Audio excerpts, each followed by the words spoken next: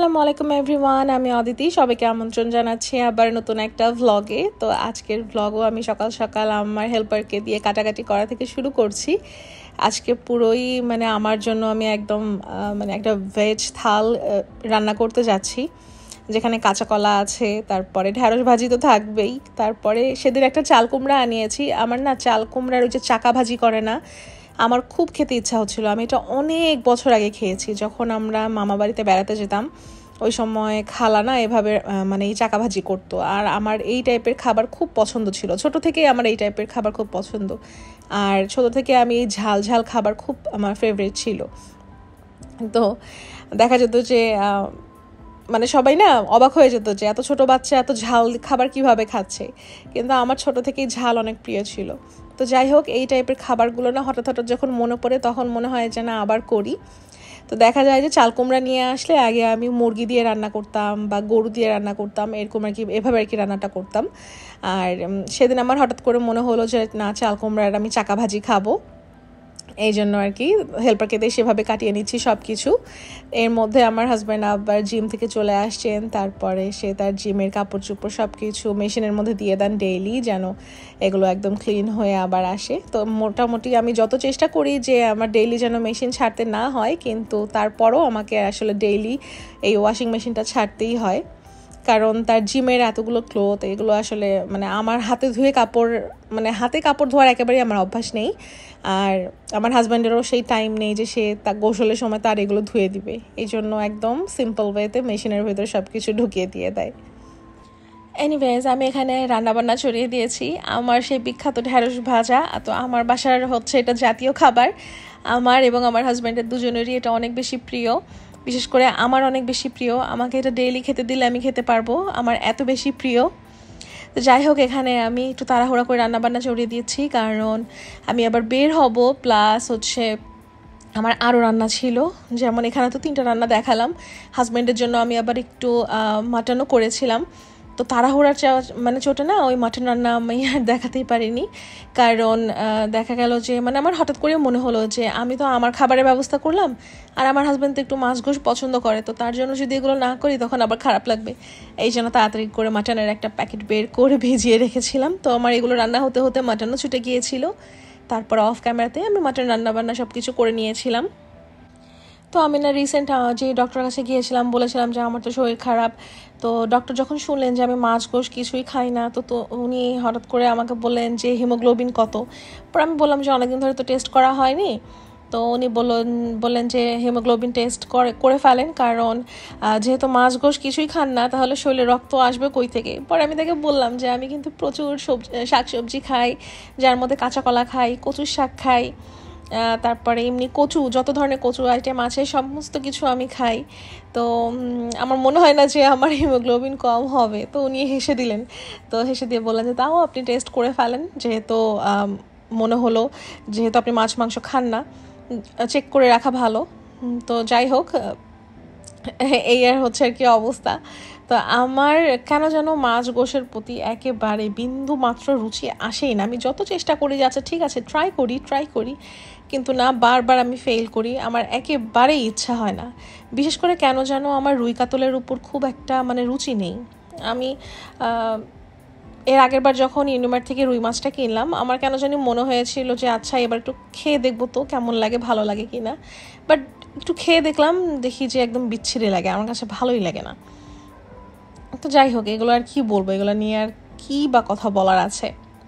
আচ্ছা, আমি না একটা বিষয় নিয়ে কথা বলতে চাই। মাঝখানে জিনিসটা কম ছিল, কিন্তু এখন দেখছি ইদানিং আবার বেড়ে গেছে। কই থেকে কিছু আইডিজ এসে কমেন্ট করে যে বন্ধু হলাম, পাশে থেকো, তোমার চ্যানেলের নতুন বন্ধু, তুমিও পাশে থেকো। এই সমস্ত কথা প্লিজ আমাকে বলবেন না, প্লিজ। আপনাদের কাছে একটা অনুরোধ, নিজের চ্যানেলের যদি 12টা বাজাতে না চান, তাহলে এই কাজগুলো থেকে বিরত থাকুন। আমার মনে হয় যে আপনারা একদম ডেসপারেট হয়ে গিয়েছেন।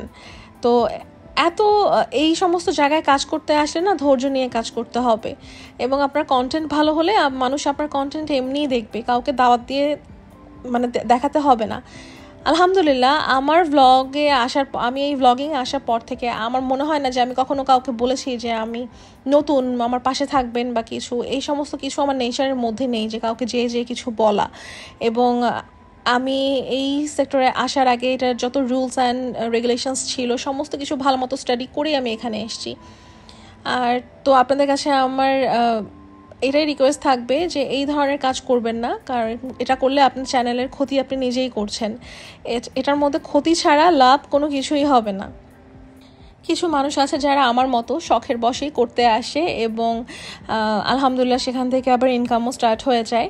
আবার অনেকে আছে এইটা চিন্তা করেই আসে যে এখান থেকে আমি ইনকাম করব, ইনকাম একটা সোর্স হিসেবেই তারা এখানে আসেন।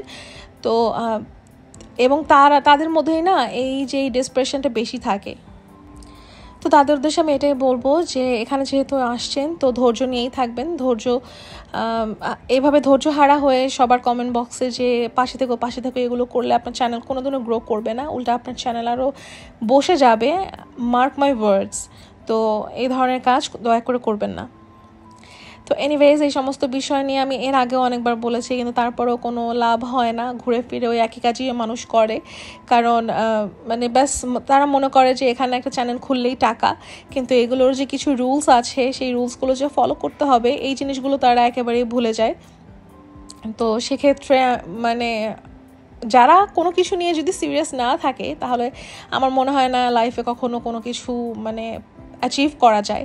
প্রত্যেকটা জিনিসের পিছনে কিছু রুলস থাকে। আগে সবচেয়ে প্রথমে আমাদের প্রত্যেকের উচিত সেই রুলসগুলো ভালোভাবে জানা, তারপরে সেই জায়গায় হাত দেয়া।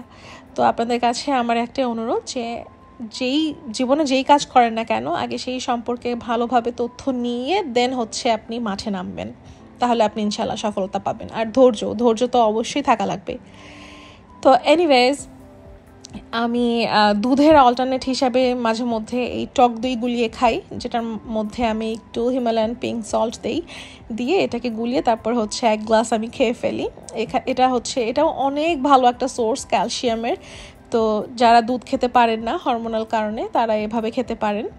তো আমি সব কিছুরই অল্টারনেট দেখিয়ে দিলাম আমার ভ্লগে। তো এই যে আমার খাবারের থালি এখানে রেডি হয়ে গেছে, পুরোই ভেজ থালি একটা।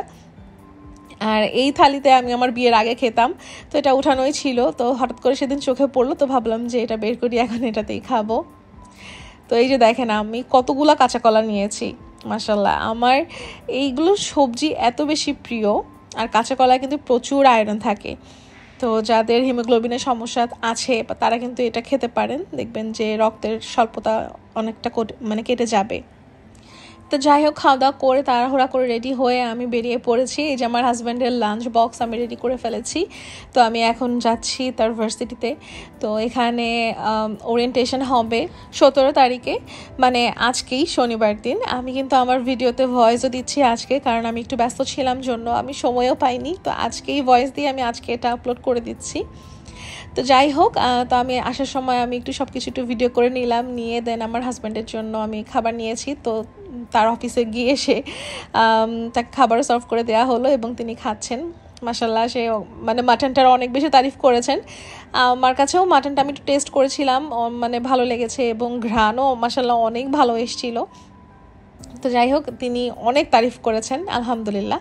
তো যাই হোক, তারপর তার এখানে কিছু কাজ ছিল, তাকে আবার মার্শাল বানানো হয়েছে। তো তার ঘাড়ে প্রচুর দায়িত্ব। তো তিনি সেগুলো শেষ করে আমার সাথে আবার চলে গেলেন আমার টেলরের কাছে। তো সেখানে আমি আবার কিছু জামা বানাতে দিয়েছিলাম। তো তার কাছ থেকে আমি জামাগুলো সেদিন আবার নেওয়ার ডেট ছিল, তো আমি নিলাম। তো এই ছিল আমার আজকের ভ্লগ। তো ভ্লগ যদি ভালো লেগে থাকে like, comment, share and subscribe করে দিতে পারেন। দেখা হবে ইনশাআল্লাহ নেক্সট ভ্লগে। টিল দেন টেক কেয়ার, আল্লাহ হাফেজ।